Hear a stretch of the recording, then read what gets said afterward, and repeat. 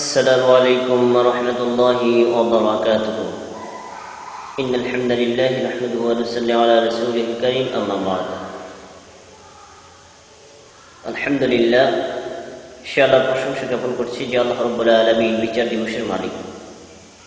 সম্মানিত দর্শক মণ্ডলী এবং প্রিয় মুসলিম ভাইরা, আলোচনার ধারাবাহিকতা অনুসারে আজকে আপনাদের সামনে আমি আলোচনা করব সূরাতুল ফাতিহা ৩ নম্বর আয়াতের তাফসীর। আয়াতটি হলো মালিকি ইয়াউমিদ্দিন, আল্লাহ হলেন বিচার দিবসের মালিক। এই আয়াতের সংক্ষিপ্ত কিছু কথা আপনাদের সামনে পেশ করার ইচ্ছা পোষণ করছি ইনশাআল্লাহ তাআলা। আয়াতটি প্রসঙ্গে রাসূলুল্লাহ সাল্লাল্লাহু আলাইহি ওয়াসাল্লাম একটি বাণী দিয়েছেন, যে হাদিসটা হলো হাদিসে কুদসি। মুসলিম শরীফের ইসলামিক ফাউন্ডেশন থেকে অনুদিত নাম্বার অনুযায়ী 762 নম্বর হাদিস। রাসূল সাল্লাল্লাহু আলাইহি ওয়াসাল্লাম বলেন, আল্লাহ তাআলা বলেছেন, ইযা ক্বালাল আবদু, যখন বান্দা বলে মালিক ইয়াউমিদ্দিন, বিচার দিবসের মালিক হলেন আল্লাহ। ক্বালাল্লাহু আযযা ওয়া জাল্লা, তখন আল্লাহ তাআলা বলেন, মাজ্জাদানি আবদি, আমার বান্দা আমার মর্যাদা ঘোষণা করেছে। আলহামদুলিল্লাহ, সুবহানাল্লাহ। আল্লাহ রাব্বুল আলামিন এই বাণীটা দ্বারা যে কথাটা বোঝালেন সেটা হলো এই, কোন বান্দা যদি মালিক ইয়াউমিদ্দিন বলে তাহলে আল্লাহর মর্যাদা ঘোষণা করা হয়। মালিক ইয়াউমিদ্দিন শব্দের অর্থ হলো বিচার দিবসের মালিক হলেন আল্লাহ। এই পৃথিবীর সমস্ত কিছু ধ্বংস হয়ে যাওয়ার পরে পুরো পৃথিবীটা একটা হাসরের মাঠে পরিণত হবে। সেদিন প্রতিটি প্রাণীর বিচার করা হবে। যে শাস্তি পাওয়ার সে শাস্তি পাবে, যে শান্তি পাওয়ার সে শান্তিতে চলে যাবে। এই অবস্থার একচ্ছত্র মালিক হলেন আল্লাহ। সেদিন চূড়ান্ত বিচারের মালিক হলেন আল্লাহ। সেই স্বীকৃতি আমরা সূরাতুল ফাতিহা ৩ নম্বর আয়াতে দিয়ে থাকি। মালিক ইয়াউমিদ্দিন, আল্লাহ হলেন বিচার দিবসের মালিক। সম্মানিত দর্শক মণ্ডলী, এই আয়াতের মধ্যে ৩টি শব্দ রয়েছে। মালিক ইয়াউমুদ্দিন, মালিক শব্দের অর্থ হলো মালিক বা অধিপতি, আর ইয়াউমুন শব্দের অর্থ হলো দিন, আর দিন শব্দটার অর্থ হলো বিচার। ৩টি শব্দ একত্রে অর্থ করলে হয় বিচার দিবসের মালিক। এই আয়াতটির ইয়াউমুদ্দিন দ্বারা উদ্দেশ্য হলো ইয়াউমুল কিয়ামা, ইয়াউমুল হাসর বা ইয়াউমুল হিসাব অথবা ইয়াউমুল জাযা, বিচার দিবস। সেই বিচার দিবসের মালিক হলেন আল্লাহ। আয়াতটির ব্যাখ্যা বিশ্লেষণ আরো সুন্দর করে বুঝতে চাইলে আমরা প্রতিটি শব্দ কোরআন এবং হাদিস থেকে আপনাদের সামনে ব্যাখ্যা পেশ করছি। সেটি হলো এই, প্রথম শব্দটি হলো মালিক। এখানে মালিক দুভাবে পড়া যায়, মালিক মা টেনে, আর একটা হলো মালিক মা না টেনে, অর্থ একই। আর এই শব্দটি গঠন করা হয়েছে মুলকুন থেকে। মুলকুন শব্দের অর্থ হলো রাজত্ব, সার্বভৌমত্ব। আর মালিক শব্দের অর্থ হলো মালিক, বিচারক বা অধিপতি। আমাদের বাংলা ভাষায় ব্যবহার হয় মালিকানা। আল্লাহ রাব্বুল আলামিন মালিক, মালিক আর মুলক, এই ৩টি শব্দই কোরআনের বিভিন্ন জায়গায় ব্যবহার করেছেন। আমি আপনাদের সামনে কয়েকটি আয়াত পেশ করছি। সূরাতুল মায়েদা ১৭ নম্বর আয়াত, আল্লাহ রাব্বুল আলামিন বলছেন, ওয়ালিল্লাহি মুলকুস সামাওয়াতি ওয়াল আরদি ওয়া মা বাইনাহুমা, আসমান এবং জমিন এর মাঝখানে যা কিছু রয়েছে সমস্ত কিছু রাজত্ব হলেন আল্লাহর জন্য। ইয়াখলুকু মা ইয়াশাউ, আল্লাহ যা ইচ্ছা সৃষ্টি করেন।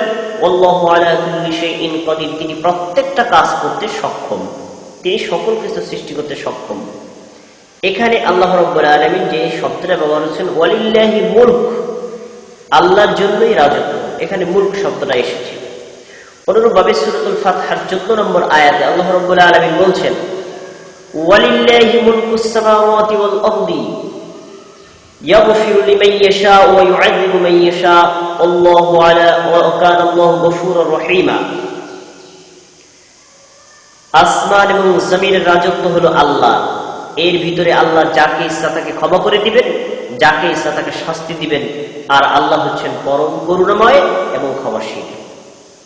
এখানেও আল্লাহ যে শব্দটা ব্যবহার করেছেন ওয়ালিল্লাহি মুলক, আল্লাহর জন্যই রাজত্ব। মুলক রাজত্ব, এটি আল্লাহ রাব্বুল আলামিন তার নিজের জন্য ব্যবহার করেছেন। আসমান জমিনের রাজত্ব শুধুমাত্র আল্লাহ। সূরাতুল ফুরকানের 26 নম্বর আয়াতে আল্লাহ রাব্বুল আলামিন ওই একই শব্দ ব্যবহার করেছেন। তিনি বলেছেন, আল মুলকু ইয়াউমা ইযিনিল হক আজকের সত্যিকার রাজত্ব হলো লির-রহমান, দয়াময় আল্লাহর জন্য। ওয়া কানা ইয়াওমান আলাল কাফিরিনা আসীরা, কিয়ামতের দিনটা কাফেরদের জন্য অত্যন্ত কঠিন হবে, কারণ তারা এই দিনটাকে অস্বীকার করত। এক সময় আল্লাহর কাছে হিসাব দিতে হবে করবেন, সেটা তারা বিশ্বাস করত না। সেজন্য যখন তারা দুনিয়াতে স্বেচ্ছাচারী আচরণ করত, অন্যায় আচরণ করত, মৃত্যুর পরে যখন আবার হাসরের দিন উপস্থিত হবে, তখন তারা ঘাবড়ে যাবে, হায় রে, যে দিনটাকে আমরা অস্বীকার করেছিলাম সেদিন তো ঠিকই হয়ে যাচ্ছে। তখন তারা দিনটাকে খুব কঠিন মনে করবে। আল্লাহ তাবারাকা ওয়া তাআলা সূরাতুল আলে ইমরানের 26 নম্বর আয়াতে একই শব্দ ব্যবহার করেছেন। তিনি বলেছেন, কুলিল্লাহুম্মা মালিকাল মুলক তু'তিল মুলকা মান তাশা ওয়া তানজিউল মুলকা মিম্মান তাশা। হে রাসূল, আপনি বলুন, হে আল্লাহ, আল্লাহুম্মা মালিকাল মুলক, আল্লাহ এই সমস্ত রাজত্বের রাজা হলেন, মালিক হলেন আপনি। তু'তিল মুলকা মান তাশা, এই রাজত্বের আপনি যাকে ইচ্ছা তাকে দান করেন। ওয়া তানজিউল মুলকা মিম্মান তাশা, এই রাজত্ব আপনি যার থেকে ইচ্ছা তার থেকে কেড়ে নেন। ওয়া তুইজ্জু মান তাশা, যাকে ইচ্ছা তাকে সম্মানিত করেন। ওয়া তুযিল্লু মান তাশা, যাকে ইচ্ছা তাকে অপমানিত করেন। বিয়াদিকাল খায়র, আল্লাহ আপনার হাতেই তো রয়েছে কল্যাণ। ইন্নাকা আলা কুল্লি শাইইন কদির, আপনি প্রত্যেকটা কাজ করতে সক্ষম। আয়াত থেকে আমরা কয়েকটি কথা পাই। রাসূল সাল্লাল্লাহু আলাইহি ওয়াসাল্লামকে আল্লাহ তাআলা বলছেন, তুমি দোয়া করো, তুমি আল্লাহর কাছে বলো, হে আল্লাহ এই সকল রাজত্বের মালিক হলেন আপনি। আপনি যাকে ইচ্ছা তাকে রাজত্ব দেন, যাকে ইচ্ছা তার থেকে রাজত্ব আপনি কেড়ে নেন। তাহলে রাজত্ব দেওয়ার মালিকও আল্লাহ, রাজত্ব কেড়ে নেওয়ার মালিকও আল্লাহ, সম্মানিত করার মালিকও আল্লাহ, অপমানিত করার মালিকও আল্লাহ। সেজন্য রাজত্ব, ক্ষমতা, অধিপতিত্ব, স্থাপিত্ব যেগুলো রয়েছে সেগুলো আল্লাহর কাছে চাইতে হবে। পাওয়ার পরে আল্লাহর শুকরিয়া আদায় করতে হবে, তার বিধান কায়েম করতে হবে। আল্লাহর কথা ভুলে গেলে আল্লাহ রাব্বুল আলামিন আবার তার থেকে রাজত্বটা কেড়ে নেবেন। এই মুলক শব্দটা আল্লাহ রাব্বুল আলামিন সূরাতুল মুলকের 1 নম্বর আয়াতে ব্যবহার করেছেন। বড় মজার কথা হলো, আল্লাহ রাব্বুল আলামিন মুলক শব্দ দিয়ে একটা সূরাই নাযিল করেছেন, সেটি হলো সূরাতুল মুলক, 29তম পারার প্রথম সূরাটা। আল্লাহ রাব্বুল আলামিন বলেছেন, তাবারাকাল্লাযী বিয়াদিহিল মুলক, বরকতময় সেই আল্লাহ যার হাতেই রয়েছে রাজত্ব। এখানে আল্লাহ রাব্বুল আলামিন তার নিজের হাত শব্দটা ব্যবহার করেছেন। বিয়াদিহিল মুলক, তার হাতেই রয়েছে রাজত্ব। তাহলে আল্লাহর হাত আছে। কথা প্রসঙ্গে বলতে হয়, আল্লাহর হাত আছে সে কথা বিশ্বাস করতে হবে, আল্লাহর আকার রয়েছে সেটা বিশ্বাস করতে হবে, তবে সেটা তুলনাহীন ভাবে, কারোর সাথে তুলনা করা যাবে না। আল্লাহর হাত কিরকম? আল্লাহর হাত আল্লাহর মতোই। আল্লাহ হাতটা কি দিয়ে তৈরি? আল্লাহু আ'লাম, আল্লাহই ভালো জানেন। আল্লাহর হাত আছে সেটা আল্লাহ বলেছেন, আমরা বিশ্বাস করেছি। কিরকম তার কোনো ব্যাখ্যা দেননি, সেজন্য এই ব্যাখ্যা আমরা প্রশ্ন করব না, এটা জানতেও চাইব না। বিয়াদিহিল মুলক, বরকতময় সে আল্লাহ যার হাতেই রয়েছে তার রাজত্ব। আর আল্লাহ তাআলা ওয়া আলা কুল্লি শাইইন কদির, তিনি প্রত্যেকটা কাজ করতে সক্ষম। এখানেও আল্লাহ মুলক শব্দটা ব্যবহার করলেন। অনুরূপভাবে সূরাতুল মুমিন 16 নম্বর আয়াতে আল্লাহ রাব্বুল আলামিন বলছেন, লিমানিল মুলকুল ইয়াউম, আজকের রাজত্ব কার? লিল্লাহিল ওয়াহিদিল কাহ্হার, পরাক্রমশালী প্রতাপশালী একমাত্র আল্লাহ।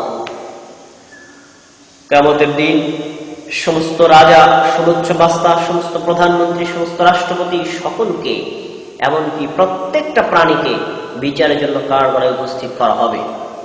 সবাইকে দাঁড় করানো হবে। সেদিন আল্লাহ রাব্বুল আলামিন সমস্ত রাজাদেরকে টার্গেট করে বলবেন, লিমানিল মুলকুল ইয়াউম, আজকের রাজত্ব কার? সবাই সেদিন স্বীকার করতে বাধ্য হবে, লিল্লাহিল ওয়াহিদিল কাহ্হার, পরাক্রমশালী প্রতাপশালী একমাত্র আল্লাহ। এই ধরনটা কি হবে? এটা রাসূলুল্লাহ সাল্লাল্লাহু আলাইহি ওয়াসাল্লাম তার হাদিসে বর্ণনা করেছেন। সহিহুল বুখারী 4842 নম্বর হাদিস, সহিহুল বুখারী 4812 নম্বর হাদিস। عن ابي هريره رضي الله تعالى عنه انه قال, আবু হুরায়রা রাদিয়াল্লাহু তাআলা আনহু বলেন, সামি'তু রাসূলুল্লাহ সাল্লাল্লাহু আলাইহি ওয়াসাল্লাম ইয়াকুলু, আমি আল্লাহর রাসূল সাল্লাল্লাহু আলাইহি ওয়াসাল্লামকে বলতে শুনেছি, ইয়াকবিদুল্লাহুল আরদা ইয়াওমাল কিয়ামাহ, আল্লাহ রাব্বুল আলামিন সমস্ত জমিনকে মুষ্টিবদ্ধ করবেন। এরপরে ওয়ায়াতবিস সামাওয়াতি বিয়ামিনিহি, আল্লাহ তাআলা তার ডান হাতে সমস্ত আসমান সমূহকে একেবারে গুটিয়ে নেবেন, মুষ্টিবদ্ধ করবেন। সুম্মা ইয়াকুলু, দুই হাত এবং মুষ্টিবদ্ধ করার পরে তারপরে তিনি বলবেন, আইনাল মুলুকুল আরদ, পৃথিবীর রাজা বাদশারা আজ কোথায়? রাষ্ট্রপতি প্রধানমন্ত্রীরা আজ কোথায়? আইনাল জাব্বারুন, স্বৈরাচারীরা আজ কোথায়? আইনাল মুতাকাব্বিরুন, অহংকারীরা আজ কোথায়? আজকে তো শুধুমাত্র একমাত্র আল্লাহর রাজত্ব চলবে, এছাড়া ভিন্ন কেউ রাজত্ব করার শক্তি ক্ষমতা রাখে না। এই কথাগুলো আমাদের, যারা আমরা ক্ষমতায় অধিষ্ঠিত রয়েছে তাদের জন্য শিক্ষা রয়েছে। আমরা ক্ষমতায় অধিষ্ঠিত হলে আল্লাহকে ভুলে যাই, রাসূল সাল্লাল্লাহু আলাইহি ওয়াসাল্লামের বিধানকে ভুলে যাই। তাদের এই কথাগুলো ভালো করে স্মরণ করা উচিত। আল্লাহ রাব্বুল আলামিন এই বিষয়ে আমাদেরকে সতর্ক করে বলছেন, সেদিন রাজত্ব কার থাকবে? আল্লাহরই থাকবে। সেদিন যার রাজত্ব রয়েছে, আজকের রাজত্ব ক্ষমতা পাওয়ার পরে সেই আল্লাহর আইন কায়েম করো, তাহলেই তোমার উপর আল্লাহর রহমত কায়েম হবে।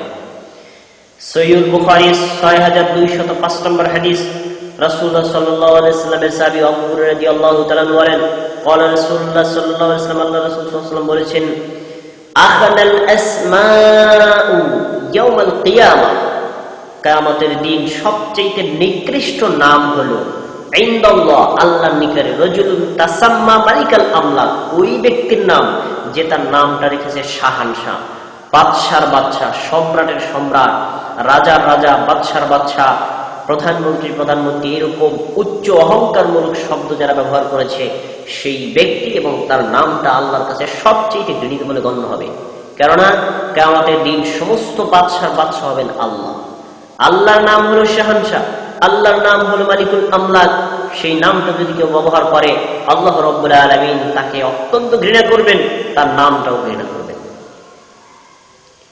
এখানেও আমরা যে শব্দটা পাই সেটা হলো মালিক, মুলক, বিভিন্ন শব্দগুলো আমরা পেলাম।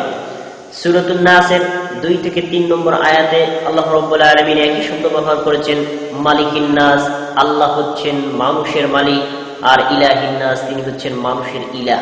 এখানেও আল্লাহ মালিক শব্দটা ব্যবহার করলেন। কোরআনের এবং হাদিস থেকে আমরা আপনাদের সামনে বিশেষ বিশেষ কিছু হাদিস এবং আয়াত পেশ করলাম, যেগুলোতে আল্লাহ রাব্বুল আলামিন মালিক শব্দটা ব্যবহার করেছেন আর মুলক শব্দটি ব্যবহার করেছেন। সবগুলোই আল্লাহর শানে, অন্য কোনো শানে নয়। সুতরাং আমরা বুঝতে পারি এই মালিক এবং মুলক এটি একমাত্র আল্লাহ রাব্বুল আলামিনের জন্যই সীমাবদ্ধ, অন্য কারোর জন্য নয়। সেজন্যই সূরাতুল ফাতিহার 3 নম্বর আয়াতে আমরা বলি, মালিকি ইয়াউমিদ্দিন, বিচার দিবসের মালিক। সে মালিক কে? আল্লাহ। এবার দ্বিতীয় অংশের ব্যাখ্যা আপনাদের সামনে পেশ করছি। ইয়াউমুদ্দিন, বিচার দিবস। আল্লাহ রাব্বুল আলামিন এই ইয়াউমুদ্দিন শব্দটি কোরআনের বিভিন্ন জায়গায় ব্যবহার করেছেন।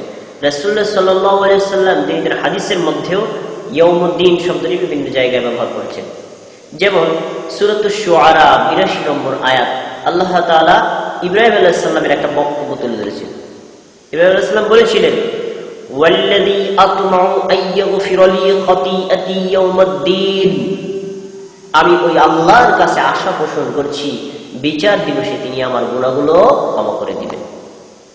ইব্রাহিম আলাইহিস সালাতু ওয়াস সালাম যিনি কোনো গুনাহ করেন, সেই ব্যক্তি নিজের দুই একটা ভুল ত্রুটি হয়ে যাওয়ার আশঙ্কা থাকলে, হয়ে গেলে সেটা আল্লাহর কাছে ক্ষমা পাওয়ার আশা পোষণ করছেন। কোন দিন? ইয়াউমুদ্দিন, বিচার দিবস।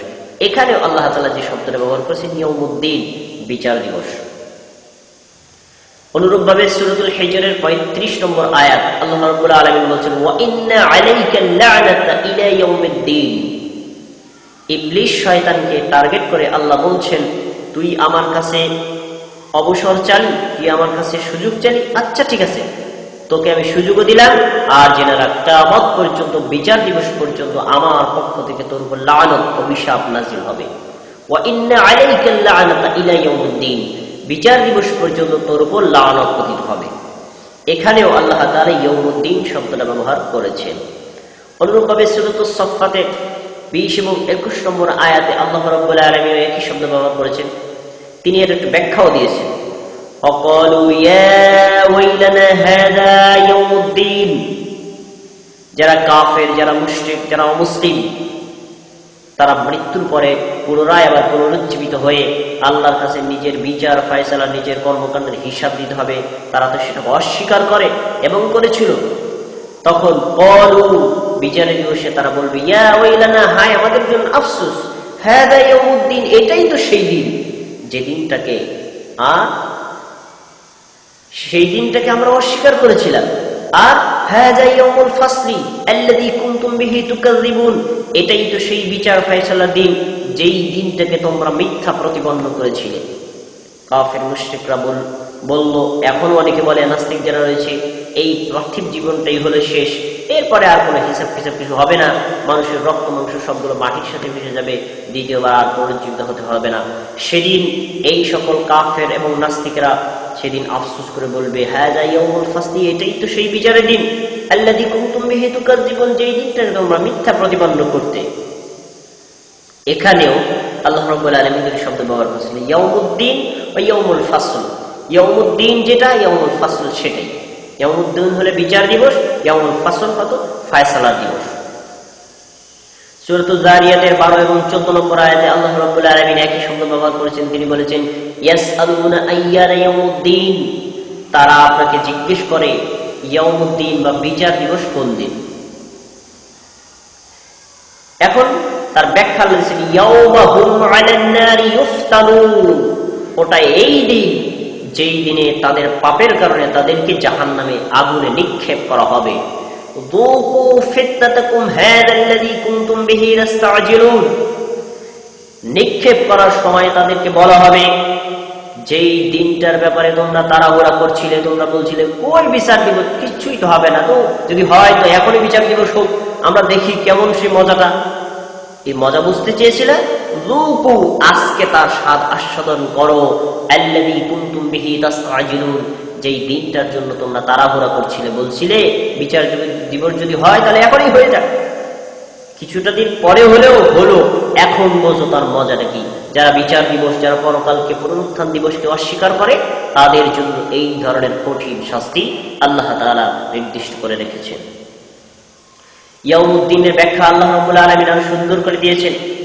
সূরাতুল ইনফিতর 17 থেকে 19 নম্বর আয়াত আল্লাহ রাব্বুল আলামিন বলছেন, ওয়ামা আদরাকা মা ইয়াউমুদ্দিন, হে নবী আপনি কি জানেন বিচার দিবস কি?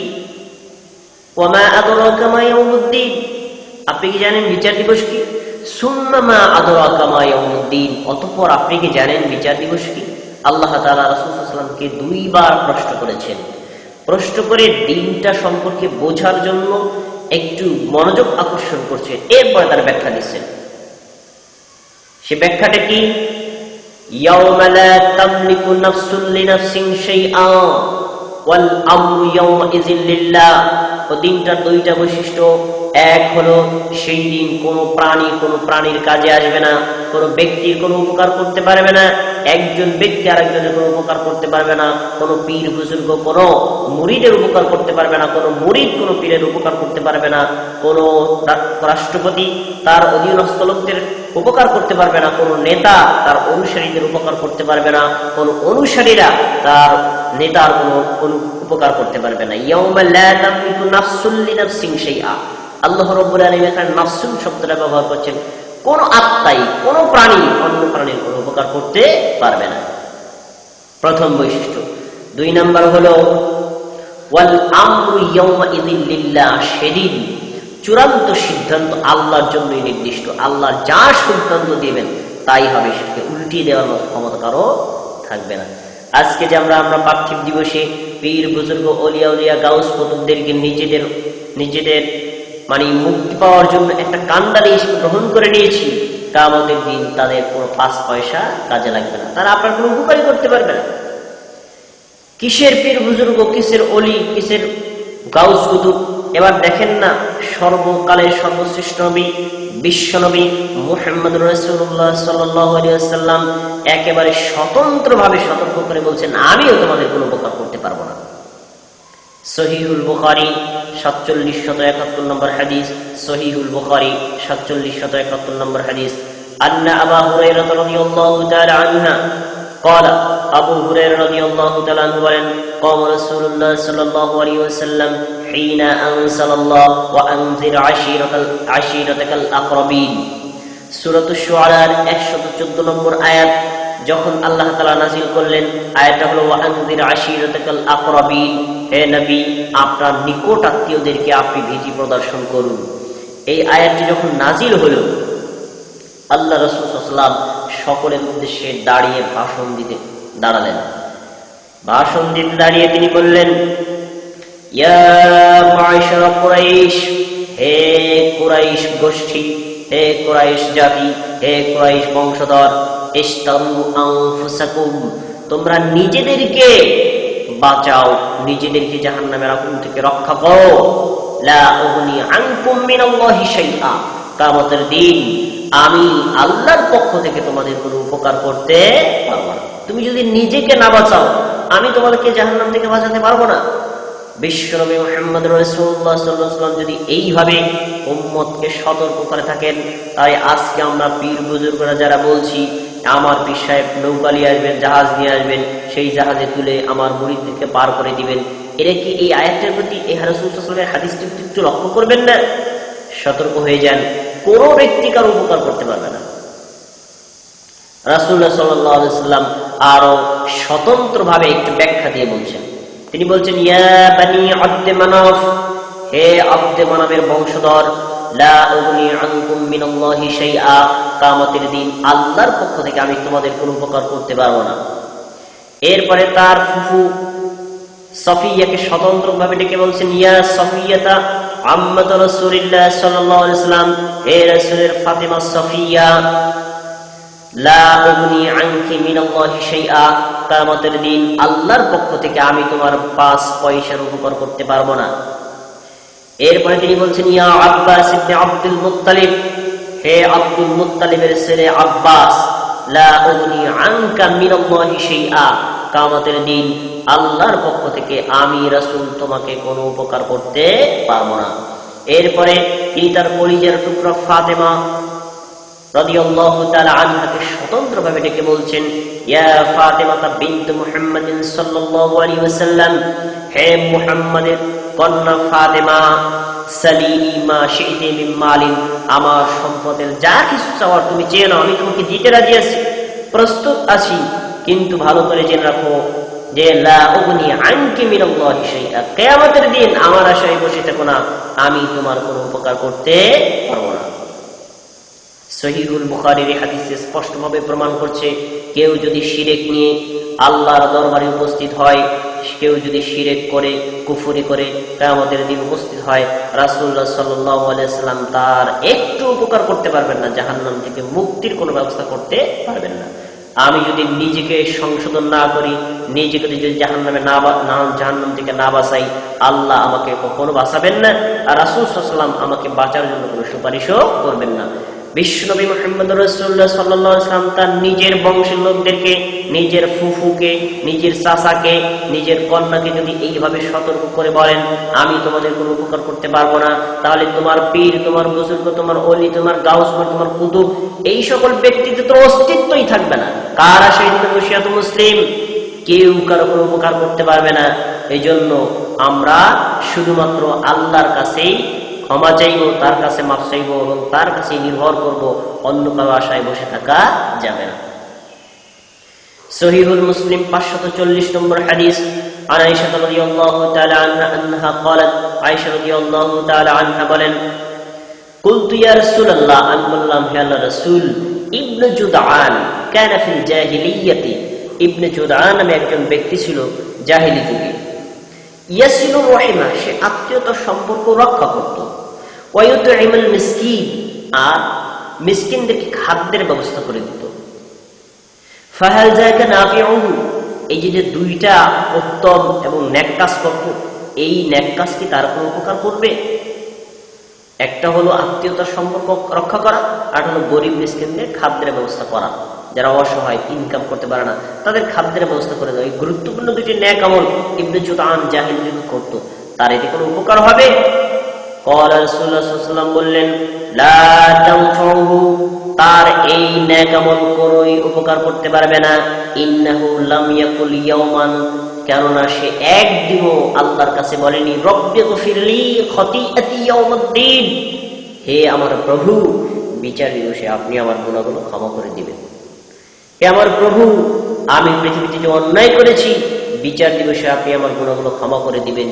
এই ভাষা দিয়ে যখন আল্লাহর কাছে কখনো সে দোয়া করেনি, সে যত ধরনের নেক আমল করুক না কেন, কোনো উপকার আল্লাহর কাছে আসবে সম্মানিত মুসলিম ভাইরা, রাসূল সাল্লাল্লাহু আলাইহি ওয়াসাল্লাম কর্তৃক বর্ণিত এই হাদিসটি আপনাদের সামনে পেশ করে আপনাকে একটু বোঝার অনুরোধ করছি।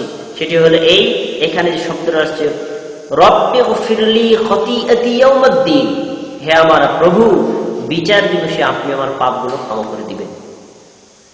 এই ভাষা দিয়ে কেউ যদি আল্লাহর কাছে দোয়া না করে, আল্লাহর কাছে ক্ষমা না চায়, বিচার দিবসে আল্লাহ আমার গুনাহগুলো মাফ করে দিবেন, হে আল্লাহ আমি যে পাপ করেছি আপনি আমাকে ক্ষমা করে দিবেন, এই ভাষার কেউ যদি আল্লাহর কাছে ক্ষমা না চায়, আল্লাহ তো ক্ষমা করবেন না, তার জন্য জাহান্নাম ছাড়া কোনো বিকল্প রাস্তা থাকবে না।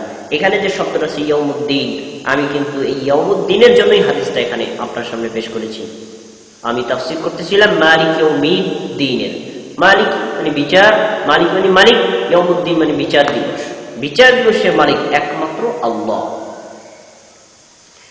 এভাবে আল্লাহ রাব্বুল আলামিন এই দিনটার আরো ব্যাখ্যা দিয়েছেন সূরাতুল আবাসা 34 থেকে 37 নম্বর আয়াত। আল্লাহ রাব্বুল আলামিন বলেছেন ইয়াউমা ইয়াফিরুল মারউ মিন আখিহি ওয়া উম্মিহি ওয়া আবিহি ওয়া সাহিবাতিহি ওয়া বানিহি। এটি এমন একটা দিন, বিচার দিবসটা এতটা কঠিন দিন, এটা এমন একটা দিন যেই দিনে প্রত্যেক ব্যক্তি তার ভাই থেকে পালিয়ে যাবে, আর তার মা থেকে পালিয়ে যাবে, বাবা থেকে পালিয়ে যাবে, বন্ধু থেকে পালিয়ে যাবে এবং তার ছেলের থেকে পালিয়ে যাবে। তার মানে হলো কেউ তার বাবাকে উপকার করবে না, কেউ তার মাকে উপকার করবে না, কেউ তার বন্ধুকে উপকার করবে না, কেউ তার ছেলেকে উপকার করবে না, কেউ কারো উপকার করবে না। প্রত্যেকে তার নিজেকে নিয়ে ব্যস্ত থাকবে, নিজে কিভাবে জাহান্নামের আগুন থেকে বাঁচা যায়। ওয়ালিকুল্লি ইমরিইম মিনহুম ইয়াওমাইযিন শাআনুন ইউগনিহি, প্রত্যেকে তার নিজেকে নিয়ে ব্যস্ত, অন্যকে উপকার করার তো সুযোগই সে পাবে না। তাহলে মালিক ইয়াউমিদ্দিন, বিচার দিবসের মালিক হলেন ওই আল্লাহ। এই দিনটা যিনি কায়েম করবেন, আমরা তার কাছেই ক্ষমা চাইব, তার উপর আশ্বস্ত হয়ে তার কাছে আমরা আমাদের নিজেদের সমস্ত কিছু পেশ করে দিব। আল্লাহ রাব্বুল আলামিন এই দিনটার একটু ব্যাখ্যা দিতে গিয়ে আরেকটু সুন্দর কথা বলেছেন। আমরা অনেকে রয়েছি যারা আশা পোষণ করছি আমরা যখন মৃত্যুবরণ করবো, নিজেদের কিছু গুনাহ ভুল ত্রুটি থাকলে আমার পীর, আমার বুজুর্গ, আমার ওলিয়া উলিয়া গাউস কুতুবরা আমাদেরকে রক্ষা করবেন, এই আশায় যারা বসে আছি, একটু দেখুন না আল্লাহ তাআলার বাণী। আল্লাহ রাব্বুল আলামিন সূরাতুল মারইয়াম 93 থেকে 95 নম্বর আয়াতে আল্লাহ তাআলা বলেন ইন কুল্লু মান ফিস সামাওয়াতি ওয়াল আরদি ইল্লা আতিহির রহমান আবদা। আসমান জমিন এবং মাঝখানে যারা রয়েছে প্রত্যেক বান্দাই আল্লাহর কাছে আসবে। লাকাদ আহসাহুম ওয়া আদতাহুম আদদা, অবশ্যই আমি তাদের প্রত্যেকটা কর্মের হিসাব নিব, গৌনে গুণে হিসাব নিব। আর ওয়া কুল্লুহুম আতিহি ইয়াউমাল কিয়ামাতি ফারদা, কিয়ামতের দিন প্রত্যেকে আমার কাছে হিসাব দিতে আসবে একা একা। সম্মানিত দর্শক মণ্ডলী, প্রিয় মুসলিম ভাইরা, আপনাদেরকে এই আয়াতটির এই শব্দটা ভালো করে বোঝার জন্য অনুরোধ করছি।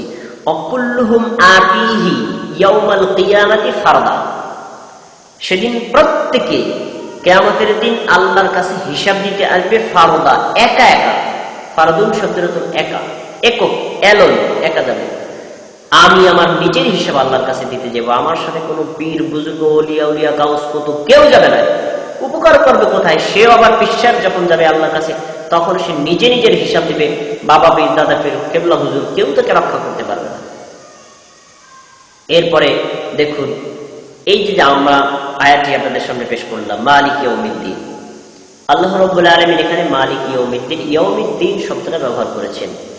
এই ইয়াউমের দিনেই আল্লাহ রাব্বুল আলামিন রাসূল সাল্লাল্লাহু আলাইহি ওয়াসাল্লাম কোরআন ও হাদিসে বিভিন্ন শব্দ ব্যবহার করেছেন। যেমন ইয়াউমুদ্দিন বিচার দিবস, ইয়াউমুল ফাসলি ফয়সালার দিবস, ইয়াউমুস সাআ কিয়ামতের দিন, ইয়াউমুল হাসর একত্রিত হওয়ার দিন মানে মহাসমাবেশের দিন, ইয়াউমুল হিসাব হিসাব গ্রহণের দিন, ইয়াউমুল জাযা প্রতিদান দিবসের দিন, ইয়াউমুল আখিরা পরকাল এর দিন, ইয়াউমুল কিয়ামত কিয়ামতের দিন। সবগুলো শব্দ দ্বারা একটাই উদ্দেশ্য, সেটি হলো এই পৃথিবী ধ্বংস হওয়ার পরে সমস্ত বিশ্বের প্রাণীদেরকে সব জায়গায় সকলকে একত্রিত করে আল্লাহ তাআলা একটা বিচার দিন কায়েম করবেন। ওটাই হলো সেই বিচারের দিন। ওই বিচারের দিন কোন পীর বুজুর্গ আলী অলি আউলিয়া গাউস কুতুব মাওলানা হুজুর কেবলা কেউ কোন বিচারকের ওকালতি করতে পারবেন না।